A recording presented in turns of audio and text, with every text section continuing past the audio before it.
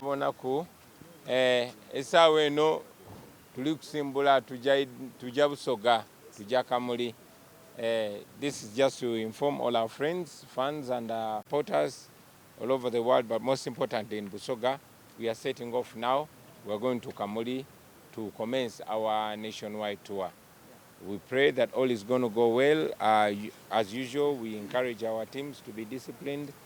We know that the regime might want to impede us, but we have done everything within the law. We have ticked every box, and we are set. We are heading to Kamuli now.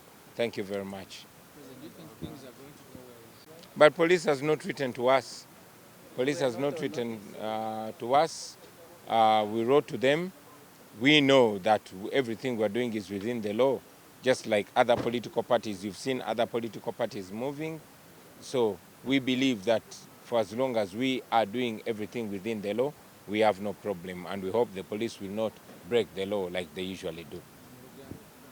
Police teyatuwandiikiddeko bbaluwa yonna ntongole ng'etuyimiriza okukola emirimu gyaffe, ate tumanyi nti buli kye tukola tuli mu kikola mu mateeka. Ng'era bw'olaba ebibiina ebirala ne ttiimu endala batambula abakikola mateeka, olaba ne Muhoozi atakikola mateeka naye atambula. So buli muntu atambula, buli kye tukola tukikolera mateeka. So tusuubira nti poliisi ejja kuuma amateeka ate ereme kubeera mmenyi y'amateeka yo kennyini. Bwe tusuubira, bwe twandisuubidde, bwe twandyagadde kuba amateeka bwe galagira. Yeah. Thank you.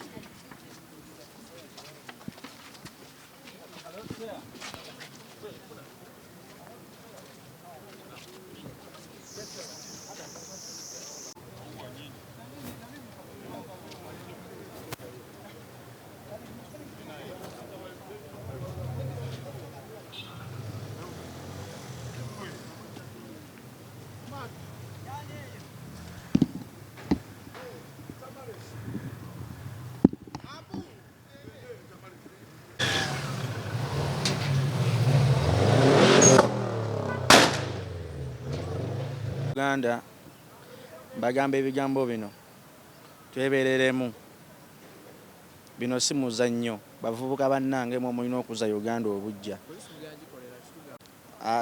Kya bulijjo abo baganda baffe ate nabo banyigirizibwa nga ffe. Era tugenda tutuukawo batukolere ekkubo bwe balina otuwa ekyokukola. Bakimanyi nti tujja era nabo bakimanyi. Ensonga gye mbadde nsinga okwagala okwogerako y'ensonga y'okukwata booda. Gavumenti Museveni ne ttiimu yo gulagira abantu abasirikale b'okukwata booda. Naffe tugenda kuwumuza booda zaffe tuziteeke ebbali tukomaawo okukola kuba kyoyagala. Ensonga enkulu eŋŋanze wa booda enyiga okitegeera. Naffe tugenda kuwumuza booda zaffe tuziteeke wali eri twesonyiwe ekkubo tubeere nga tetukola, naffe tutuule waka. Kitegedde kuba kye mutwagaliza nga tosobola saawa zino bw'ogenda ewandegeya bakutte booda nnyingi abalina ebisaanyizo abatabirina niba nga olina pamiti neera bakukwata tebulayo kye bakola kye bakukwatira. Kyetusabye ekyo bannange. Wano buli omu alina omulimu gwe. Ffe ng'ekibiina kya National Unity Platform ffe tulowooza nti tulina amateeka agatufuga. Nze nga Zaake ndowooza nti waliwo amateeka agafuga ekibiina era amateeka ago ge tugoberera. Era waliwo n'amateeka agafuga poliisi nago geyina okuba ng'egoberera. Ogwaffe tugukoze era nze nga Zaake ndi aweya nti twawandiikira poliisi. Era poliisi negamba kimu ffe tugoberera amateeka. Era ge tugoberedde nga tutandise n'okuba nga tutegeezaako butegeeza tetufina kufuna right kuva eri poliisi. Naye yo bwe beesazeewo etandika okuba ng'egenda mu media, etandika okuba ng'egenda ku social media, egenze mu mawulire, egenze mu biki addressing a press other than writing to us formally nti zino ensonga ze ziriwo bwe ziti ne bwe ziti, ffe tetugenda kubanga tuwuliriza ebintu ebitwagala kuwuliriza bintu biri official. Naye webanga bo balowooza nti balina kulaba nga batutiisatiisa, ffe tetukolera ku kutiisibwatiisibwa. Bwebanga waliwo ekikyamu kye tukoze mubiteekewo tubirabe. Nemba temubitaddewo ffe olwaleero lunaku lwakulaba nga tulonkinga nga tukulemeddwa mu president waffe nga tulaunchinga countrywide tour eno okuba nga tugenda mu mobilization okukunga bannayuganda okulaba nga bawagira ekibiina kyaffe okulaba nga beewandiisa okulaba nga bafuna kaadi okulaba nga tusobola okukola emirimu gyaffe ng'ekibiina ky'ebyobufuzi mu ggwanga lino Uganda. Naye obanga balowooza nti abala balina okutambula, tulaba aba FDC batambula, aba Dr. Kizza Besigye atambula, tulaba muwozi n'ebintu bye babitambuza buli wamu, tulaba basigadde bonna batambula, n'NRM yennyini ebadde etambuza bidrive byazo nga teri abakwatako.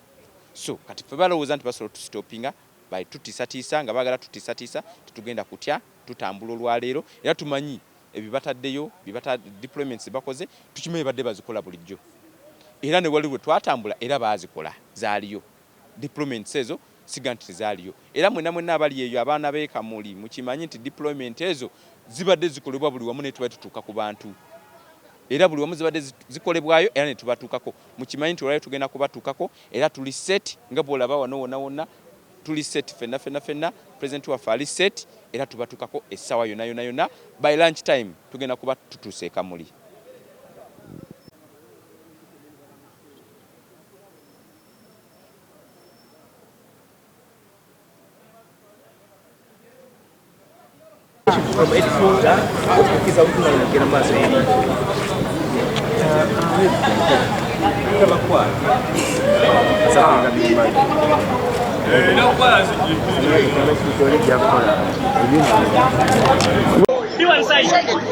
Tunakupenda kwenda wewe.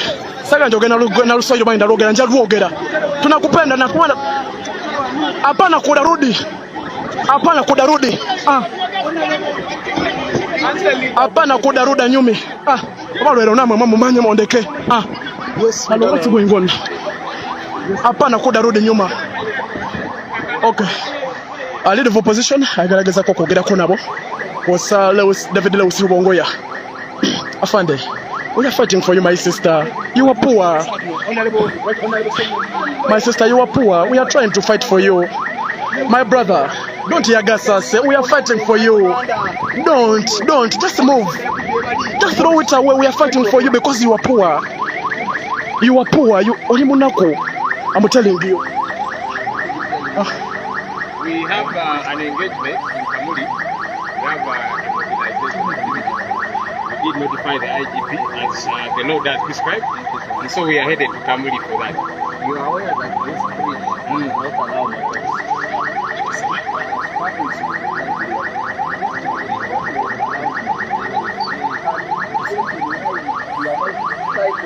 Go back to the old bridge. Calm down.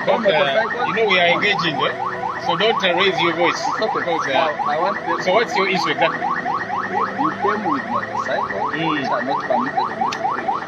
Well, motorcycles came following us. So if your issue is... then you go back to them. But now you see, if people came following us, what authority do I have over motorcycles? I have told you what I want. You have told me. I'm also telling you what I want. I want on the vehicle. Yes, then let the vehicles come. So what is the matter? I don't have control over motorcycles that kept following us. Control over them, then we shall stay. But now, how do you hold me responsible? Calm down. We are following you.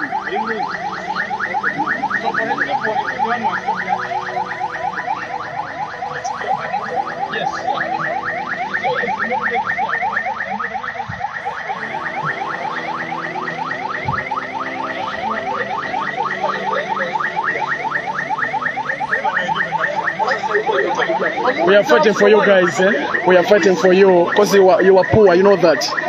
This government is the user government, it's a dictatorship, so we are fighting for you. Stop tear gas us, okay? You are poor like me. You get to just say, Obama twala asatu, oli munako, totukuba tear gas, tuwanerera gwe. Ofune 1 million, gwe kenyene, ngamba gwe. So mwebereremu.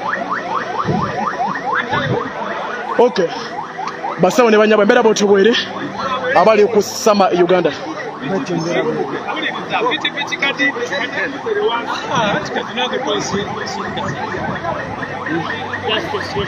Okay. When we're looking at the issue of the motorcycles, Don't allow him to touch on your boss. Don't allow him to touch on your boss. about that. The people are walking. Officer and Don't allow him to touch on your boss. Lopo. It's about that, they're only allowing motor vehicles to pass.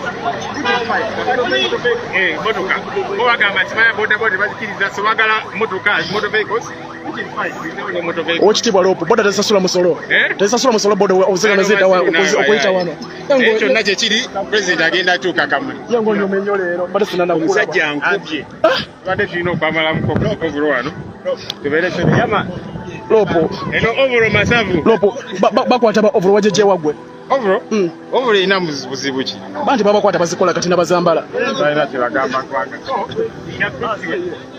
So wagamba nti motor vehicles can pass? Say look, kati motoka zito. Kali, let's go. His Excellency, I salute you. Okay.